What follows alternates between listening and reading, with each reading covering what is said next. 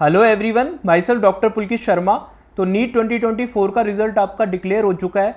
जो आपका रिजल्ट रहा वो काफ़ी शॉकिंग रहा, काफ़ी अच्छे मार्क्स पे रैंक है वो काफ़ी ख़राब आई है। तो आज के इस वीडियो में अपन बात करने वाले हैं नीट 2024 के लिए 15% ऑल इंडिया कोटा की कैटेगरी वाइज कट ऑफ आपकी क्या रह सकती है, जनरल कैटेगरी की कट ऑफ क्या रह सकती है, SC ST OBC EWS different categories की कट ऑफ क्या रह सकती है, कितने मार्क्स और कितने रैंक पे आपको कॉलेज मिल सकता है ऑल इंडिया कोटा के अंदर। इसके अलावा अपन बात करेंगे स्टेट वाइज आपकी कट ऑफ इंक्रीज होगी या डिक्रीज होगी। अब आप बात करोगे कि सर अभी ऑल इंडिया रैंक पता चली, आप कैसे डिसाइड करोगे कि स्टेट की कट ऑफ इंक्रीज होगी या डिक्रीज होगी। मैं आपको समझाता हूँ कैसे मैं डिसाइड करूँगा, कैसे आपको मैं हर स्टेट का बता सकता हूँ कि आपके स्टेट में आपकी कट ऑफ डिक्रीज होगी या इंक्रीज होगी।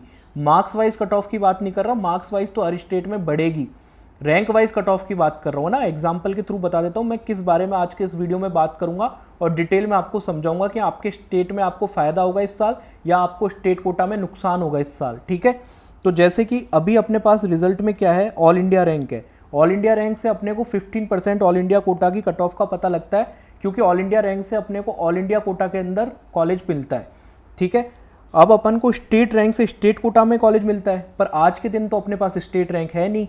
स्टेट रैंक कब आएगी, जब आप काउंसलिंग के लिए रजिस्ट्रेशन कर दोगे अपने रिस्पेक्टिव स्टेट में। तो आज के दिन अपन कैसे पता लगा सकते हैं अपनी स्टेट रैंक अच्छी आएगी खराब आएगी, पिछले साल जो रैंक आई थी जिस ऑल इंडिया रैंक पे आपकी जो स्टेट रैंक बनी थी अपने स्टेट के अंदर, वो इस साल इंप्रूव होगी या फिर वो इस साल खराब होगी, कैसे पता लगा सकते हैं ना। एग्जाम्पल के थ्रू अगर मैं समझाऊं तो मान लीजिए किसी स्टेट में, जैसे राजस्थान का अगर मैं एग्जाम्पल ले लेता हूँ। ठीक है, एग्जैक्टली ये डाटा नहीं है, डाटा को मैंने सिंप्लीफाई करा है एग्जाम्पल लेने के लिए ना। डाटा के बारे में ऑथेंटिसिटी के साथ अभी थोड़ी देर बाद बात करेंगे ना इसी वीडियो में। मान लीजिए 20,000 ऑल इंडिया रैंक पे किसी बच्चे की जो राजस्थान में स्टेट रैंक थी वो पिछले साल 3,000 थी। ठीक है, और इस साल मान लीजिए कि राजस्थान के बच्चों ने अच्छा परफॉर्मेंस किया है, तो वो परफॉर्मेंस कैसे पता लगेगा कि अच्छा करा है खराब करा है, वो एनटीए ने अपना ऑफिशियल डाटा रिलीज करा है। एनटीए ने नंबर ऑफ स्टूडेंट्स बताएं कितने बच्चों ने क्वालिफाई करा है, तो वो मैं आपको बताऊंगा कि आपके स्टेट में परफॉर्मेंस अच्छी हुई है खराब हुई है, उसके बेसिस पे अपन डिसाइड करेंगे कि कट ऑफ आपका ऊपर जाएगा या नीचे जाएगा। ठीक है, अगर मान लीजिए नीट 2024 में आपके स्टेट की परफॉर्मेंस बहुत ही एक्स्ट्रा ऑर्डिनरी अच्छी है, तो आपकी ऑल इंडिया रैंक 20,000 पे आपकी स्टेट रैंक 3,500 भी हो सकती है।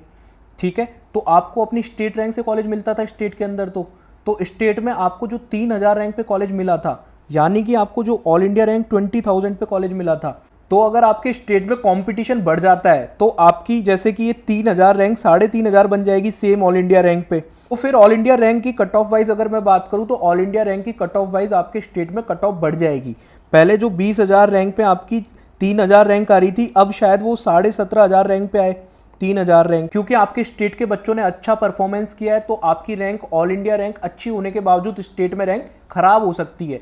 तो इस तरीके से अपन आज के इस वीडियो में ऑल इंडिया कोटा रैंक के बेसिस पे आपकी स्टेट कोटा की रैंक का एनालिसिस करेंगे कि रैंक खराब होगी अच्छी होगी, उसके बेस पे आप आइडिया लगा पाओगे कि आपका कट ऑफ स्टेट का बढ़ने वाला है कम होने वाला है। ठीक है, तो एनटी ने जो ऑफिशियली अपना डाटा रिलीज करा है पीडीएफ के अंदर, आप देख सकते हो ये पीडीएफ है जिसमें पूरा डाटा कंपेयर कर सकते हैं अपन, पिछले साल कितने बच्चों ने क्वालिफाई करा, किस स्टेट में कितने बच्चों ने क्वालिफाई करा, इस बार उसमें क्या चेंजेस है। अगर मैं ओवरऑल बात करूं तो पिछले साल जितने बच्चों ने क्वालिफाई करा था लगभग 11 लाख बच्चों ने क्वालिफाई करा था, इस बार 13 लाख बच्चों ने क्वालिफाई करा है। तो परसेंटेज चेंज अगर अपन बात करें तो 11.5 11.5% स्टूडेंट, 11.5% बच्चे ज़्यादा क्वालिफाई करें इस बार, क्योंकि नंबर ऑफ स्टूडेंट भी ज़्यादा थे। तो डेफिनेटली बात है, नंबर ऑफ स्टूडेंट ज़्यादा होंगे तो क्वालिफाई करने वाले बच्चे भी ज़्यादा होंगे।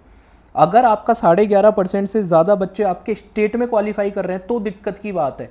अगर मान लो किसी स्टेट में 25% बच्चे ज़्यादा क्वालिफाई कर रहे हैं और इंडिया में सिर्फ 11% बच्चे ज़्यादा क्वालिफाई हुए थे, तो फिर आपके लिए दिक्कत की बात है। यानी कि आपके स्टेट में बच्चों ने अच्छा परफॉर्मेंस किया है, नंबर ऑफ स्टूडेंट ज़्यादा है क्वालिफाई करने वाले, तो आपके स्टेट की कट ऑफ बढ़ सकती है। हर स्टेट की मैं आपको बात करूंगा, हर स्टेट का जो ऑफिशियल डाटा एनटी ने प्रोवाइड कराया है, कितने बच्चों ने क्वालिफाई पिछले साल करा था, कितने बच्चों ने इस साल क्वालिफाई करा है, उसको कंपेयर करके अपन बताएंगे कि आपकी कट ऑफ स्टेट की बढ़ने वाली है कम होने वाली है। ठीक है, अब आ जाते हैं ऑफिशियल डाटा जो एनटी ने प्रोवाइड करा है उस पे। ठीक है, इसमें कंपेयर कर रखा है एनटी ने 2023 में कितने बच्चे क्वालिफाई कर रहे थे, 2024 में कितने बच्चे क्वालिफाई कर रहे हैं आपके स्टेट में। ठीक है, आंध्र प्रदेश की अगर मैं बात करूं तो आंध्र प्रदेश में आप देख सकते हो पिछले साल 42,000 बच्चों ने क्वालिफाई करा, इस बार आपके 43,000 बच्चों ने क्वालिफाई करा। तो जो परसेंटेज है जो इंडिया के लेवल पे 11.5 11.5% बढ़ा है। आंध्र प्रदेश में तो बिल्कुल सेम है, मतलब कि आंध्र प्रदेश में आपकी बच्चों की परफॉर्मेंस उतनी अच्छी नहीं है, ठीक है, नंबर ऑफ स्टूडेंट्स आपके इतने टॉपर्स नहीं है, तो आंध्र प्रदेश में आपकी कट ऑफ नीचे की तरफ जा सकती है, आंध्र प्रदेश के बच्चों को हो सकता है फ़ायदा। इसके बाद में आसाम में आ जाते हैं। आसाम में देखो 10% बच्चे बढ़ गए, 19,000 से आपके 21,000 बच्चे हो गए। तो आप देखोगे कि ऑल इंडिया में आपके 11.5% बच्चे बढ़े हैं और आसाम में 10% ही बढ़े हैं, तो कहीं ना कहीं आसाम में भी कट ऑफ नीचे की तरफ जाएगा, ठीक है। जहाँ भी जिन भी स्टेट का आपका 15% तक बढ़ा है ना, वहाँ पे कट ऑफ नीचे जाने की संभावना है, क्योंकि अदर स्टेट कुछ ऐसे हैं जिनका 20-25 तक भी बढ़ गया है। तो वहाँ तक जहाँ पे 15% तक बढ़ा है नंबर ऑफ स्टूडेंट क्वालिफाई करने वाले, वहाँ तक आप ये मान के चल सकते हो कट ऑफ आपका या तो सेम रहेगा या फिर नीचे की तरफ जा सकता है। जैसे बिहार की अगर मैं बात करूँ, बिहार में 15% बच्चे ज़्यादा क्वालिफाई करें। पिछले साल 64,000 थे, इस बार 74,000 है। तो बिहार का कट ऑफ आपका ऑलमोस्ट पिछले साल जितनी ऑल इंडिया रैंक पे आपको स्टेट के अंदर कॉलेज मिल गया था, जितनी ऑल इंडिया रैंक पे आपकी स्टेट रैंक्स आई थी, लगभग वही रहने वाला है। सिर्फ आप अपनी ऑल इंडिया रैंक से कंपेयर करो, अपने मार्क्स से कंपेयर बिल्कुल मत करना, क्योंकि पूरा गेम चेंज हो चुका है मार्क्स वाइज। पर all India rank wise game आज भी वही रहेगा, जो मैं आपको बता रहा हूँ उस हिसाब से आप ऊपर नीचे कर सकते हो कि आपके स्टेट की कट ऑफ कम जाएगी या ज़्यादा जाएगी, ठीक है। तो बिहार का सेम रहने वाला है। अगर मैं बात करूँ चंडीगढ़ का, तो 13% बच्चों का नंबर बढ़ा है, तो कट ऑफ यहाँ भी कम होगा, ठीक है। छत्तीसगढ़ की बात करूं तो 15% बच्चे बढ़े हैं पिछले साल की तुलना में, 19,000 से 22,000 बच्चे हो गए, तो यहाँ पे भी कट ऑफ ऑलमोस्ट सेम रहेगा। अब मैं बात करता हूँ दिल्ली की। दिल्ली एक हाई कट ऑफ स्टेट है। पिछले साल 40,000 बच्चे क्वालिफाई कर रहे थे, इस बार 46,000 बच्चे क्वालिफाई कर रहे हैं। 17% क्वालिफाई करने वाले बच्चे बढ़े हैं, तो आप देख सकते हो 15% से ज़्यादा बढ़ा है। तो ऐसे में दिल्ली की कट ऑफ बढ़ सकती है। दिल्ली की कट ऑफ ऑलरेडी बहुत आई जाती है, तो हो सकता है जितनी पिछली साल रैंक्स पे कॉलेजेस मिले दिल्ली के अंदर सेम उसी रैंक्स पे मिले, या फिर उससे भी थोड़ा ऊपर तक आपका ऑल इंडिया रैंक पे आपके स्टेट में कॉलेज मिले दिल्ली के अंदर। गुजरात की बात करूं, गुजरात में 14% इंक्रीज हुआ है, 50,000 से 57,000 हुए। तो गुजरात की कट ऑफ या तो थोड़ा सा कम होगी या फिर ऑलमोस्ट सेम रहेगी ऑल इंडिया रैंक के हिसाब से स्टेट कोटा के अंदर, ठीक है। हरियाणा की बात करूं तो हरियाणा में 17% बच्चे बढ़े हैं। हरियाणा में 30,000 से लेके आपका 34,000 के आसपास बच्चे हो गए हैं। 17% का इंक्रीमेंट है, इस वजह से हरियाणा की कट ऑफ आपकी बढ़ सकती है। आपकी जो ऑल इंडिया रैंक पे हरियाणा में स्टेट कोटा में कॉलेज मिले थे, शायद उसी रैंक्स पे या फिर उससे थोड़ा सा ऊपर आपके हरियाणा के अंदर क्लोज हो सकते हैं कॉलेजेस। हिमाचल प्रदेश में देखो 9% बच्चे ही बढ़े हैं सिर्फ, ठीक है। पिछले साल आपकी 11,000 थे, इस साल 12,000 हुए, तो हिमाचल प्रदेश में तो कट ऑफ काफ़ी नीचे की तरफ जाएगा। जम्मू कश्मीर में 20% बच्चे बढ़े हैं, इससे कि आपका कट ऑफ ऊपर की तरफ जा सकता है। 15% से ऊपर जिन भी स्टेट्स में बढ़ा है वहाँ ऊपर की तरफ जा सकता है। झारखंड में 14% बढ़े हैं, तो कट ऑफ या तो सेम रहेगा पिछले साल के आसपास, या फिर आपका कट ऑफ नीचे की तरफ जा सकता है। कर्नाटका साउथ का ऐसा स्टेट है जिसमें सबसे ज़्यादा इंप्रूवमेंट आया है, 18% स्टूडेंट बढ़े हैं। इसकी वजह से कर्नाटका का आपका कट ऑफ ऊपर की तरफ जाने की संभावना है। पिछले साल 75,000 क्वालिफाई कर रहे थे कर्नाटका में, इस बार 89,000 कर रहे हैं। केरला में आपका हर साल अच्छा ही परफॉर्मेंस होता है, 14% का इंक्रीमेंट आया, तो लगभग आपकी वही कट ऑफ जाएंगी all India rank wise Kerala के स्टेट कोटा में। मध्य प्रदेश की बात करूँ तो मध्य प्रदेश ने बहुत इंप्रूव करा है। हालांकि मध्य प्रदेश एक लो कट ऑफ स्टेट है नॉर्थ इंडिया का, पर मध्य प्रदेश में 20% बच्चे बढ़ गए हैं जिन्होंने क्वालिफाई करा है। पिछले साल आपके 49,000 थे, इस बार 60,000 है। तो मध्य प्रदेश की कट ऑफ आपकी ज़्यादा जा सकती है पिछले साल के कंपैरिजन में। ज़्यादा आप ये बिल्कुल भी मत समझना किसी राजस्थान से दिल्ली से ज़्यादा चले जाएगी, मतलब आपकी मध्य प्रदेश की जो पिछले साल गई थी उससे ज़्यादा जा सकती है, ठीक है। महाराष्ट्र की बात करूं तो महाराष्ट्र में काफ़ी फ़ायदा बच्चों को मिलेगा। महाराष्ट्र में क्वालिफाई करने वाले बच्चे सिर्फ 8% बढ़े हैं, ठीक है। पिछले साल 1,31,000 बच्चे क्वालिफाई कर रहे थे, इस बार 1,42,000 कर रहे हैं, तो सिर्फ 8% बच्चे ही बढ़े हैं क्वालिफाई करने वाले। तो ऐसे में महाराष्ट्र की कट ऑफ नीचे की तरफ डिप कर सकती है, ठीक है। उड़ीसा की मैं बात करूं तो उड़ीसा में आपके बच्चों का संख्या आपका 14% इंक्रीमेंट हुआ है बच्चों की संख्या में, तो ऐसे में ऑलमोस्ट सेम रहेगी उड़ीसा की कट ऑफ। पंजाब में काफ़ी इंक्रीमेंट हुआ है, 12,000 से सीधे 15,000 बच्चे हो गए, तो 25% आपकी नंबर ऑफ स्टूडेंट्स बढ़ने की वजह से कट ऑफ ऊपर की तरफ जाएगा पंजाब का रैंक वाइज, ठीक है। राजस्थान की बात करते हैं ना, राजस्थान में पिछले साल 1 लाख बच्चे क्वालिफाई कर रहे थे, इस बार 1,21,000 बच्चे क्वालिफाई कर रहे हैं। तो राजस्थान में आप देख सकते हो काफ़ी सारे बच्चों ने बहुत अच्छे स्कोर्स भी करें, नंबर ऑफ स्टूडेंट जो क्वालिफाई करने वाले हैं वो भी बढ़े, तो राजस्थान का कट ऑफ डेफिनेटली बढ़ेगा। तो आप ये मान के चल सकते हो नए कॉलेज खुलने के बावजूद जिस ऑल इंडिया रैंक पे आपके राजस्थान में कॉलेजेस मिले थे लगभग 17,000 के आसपास, सेम उसी के आसपास आपका इस साल भी क्लोज हो सकता है राजस्थान। इसका मतलब ये है। तमिलनाडु में 14% का चेंज है, 78,000 से 89,000 हो गए, ठीक है। तो आपका तमिलनाडु का कट ऑफ सेम रहेगा, पिछले साल के हिसाब से ही आपका ऑलमोस्ट सेम कट ऑफ रहेगा रैंक वाइज, ठीक है।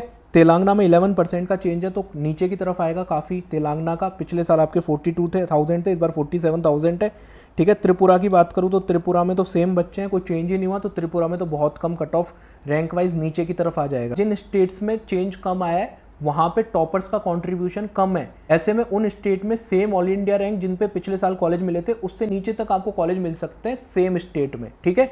उत्तर प्रदेश की बात करते हैं। उत्तर प्रदेश में पिछले साल क्वालिफाई करने वाले बच्चे थे 1,39,000, ठीक है, 1,39,000। इस बार 1,65,000, जो चेंज है वो 18% का है।